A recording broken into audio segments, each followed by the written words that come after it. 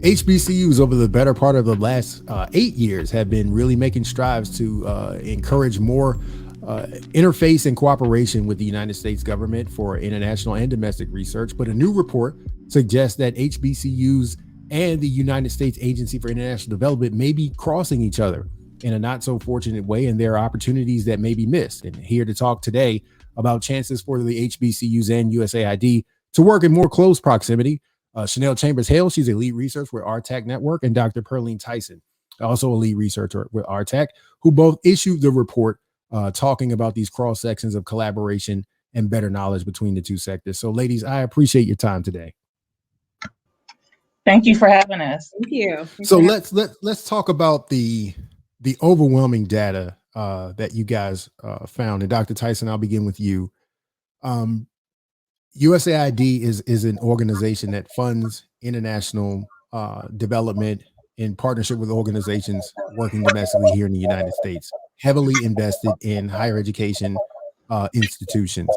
HBCUs, who do very well in terms of recruiting students from international countries, who do very well in terms of diplomacy and preparation for international work, are missing opportunities from this agency. Talk a little bit about what created the interest in this kind of survey and the results that you found in working with the HBCUs and with USAID. Well, the initial thought for the research was actually conducted by the MSI coordinator. His name was John Watson. He is actually an HBCU alumni from Hampton University, and he really wanted to show the value of HBCUs to USAID staff and USAID administration, so they'll know about the capabilities of HBCUs, the values of them, and the work that they're currently doing. So that was the initial reason for this study to be conducted. From our actual research and working with HBCUs and USAID, we found that both from the organization standpoint and from HBCUs, that they really wanted to collaborate, but they just didn't know what were the threads to bring them together. And so our work was really to look at what are some of those barriers and what are some recommendations that we could provide from the surveys and the interviews that they could use to kind of thread that needle and figure out how could they collaborate. Shanelle, you are a Spelman College graduate, one of the institutions that are known for sisters being heavily involved in this exact kind of work for international relations and development.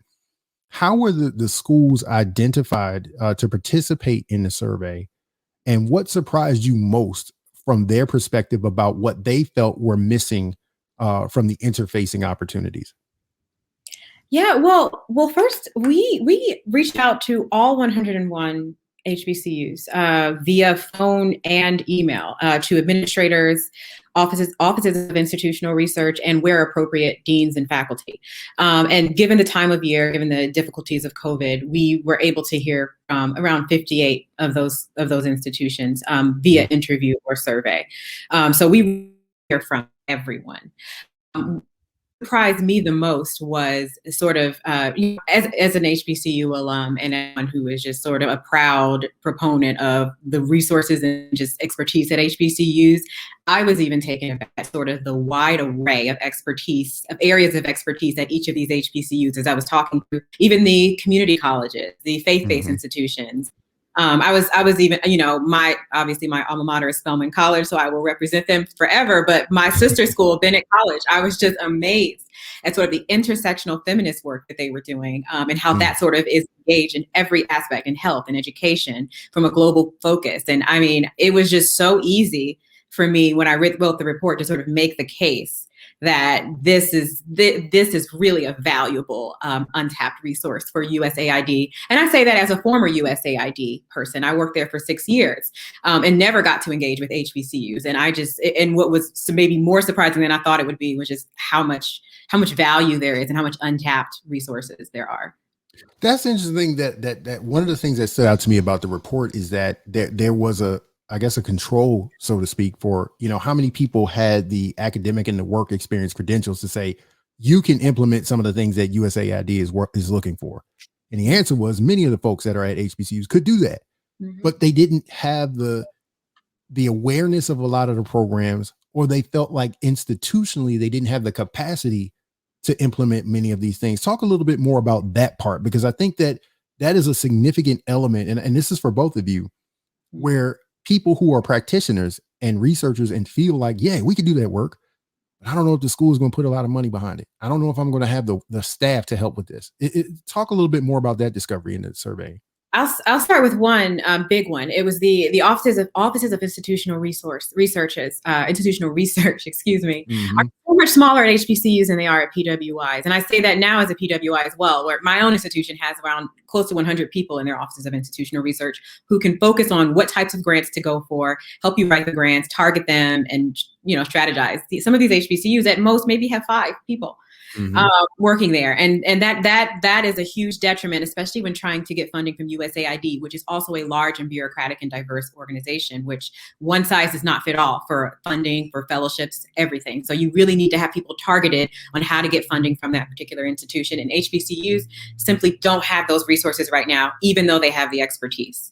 And I know Pearline has a couple others. I would also add that the matching requirement that USAID has compared to other government agencies.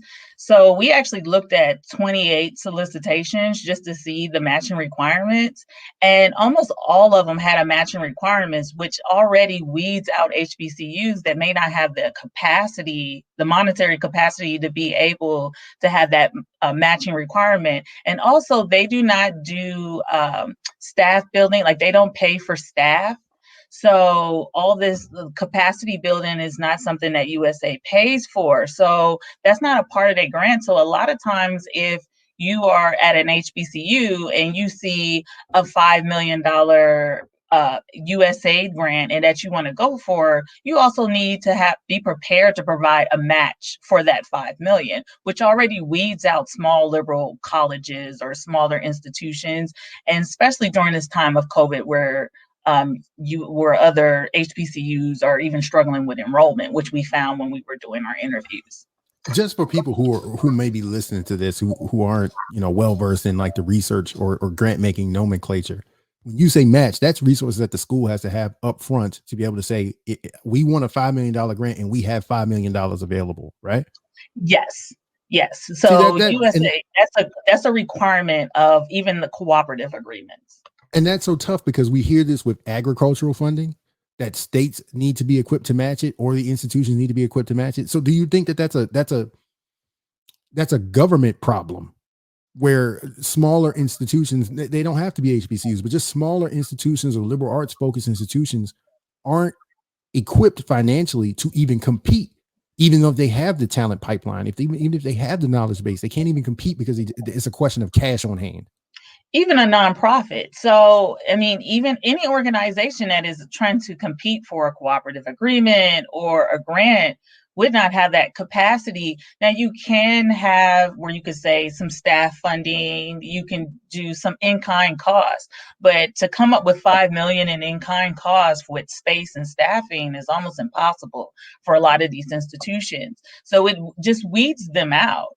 And so the one thing that one of our recommendation is just to take out the matching costs, because you're losing talent when you have that requirement. And a lot of HBCUs will say, I think, and even in our report, we talk about South Carolina State, that says that's one of the first things that they look at is how much is the match going to be? Do we have the money to be able to support this grant?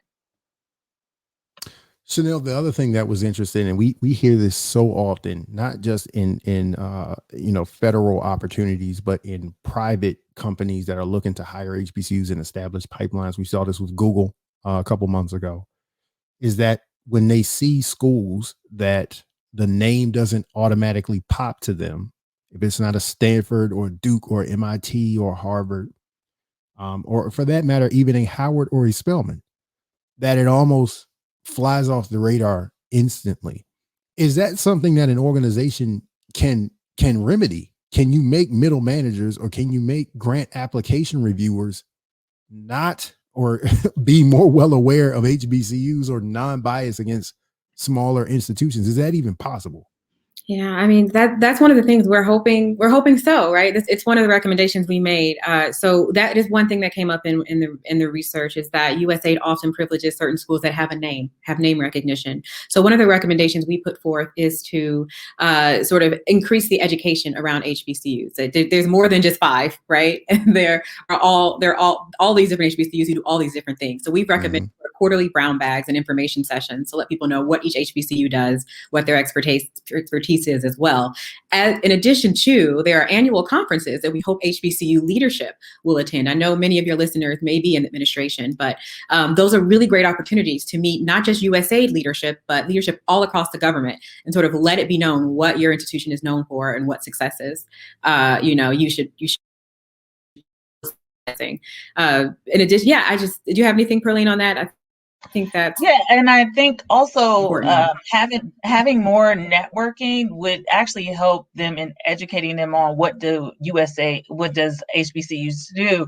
A lot of times they're associated with Africa or the Caribbean, and that's where a lot of people just think that, I'm going to tap into HBCUs so we can work in Africa, or we could just work in the Caribbean.